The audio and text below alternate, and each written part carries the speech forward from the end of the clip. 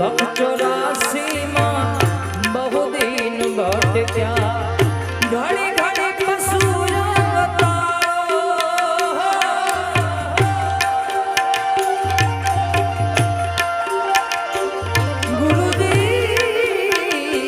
गुरुदेव Swaroopanand बाबू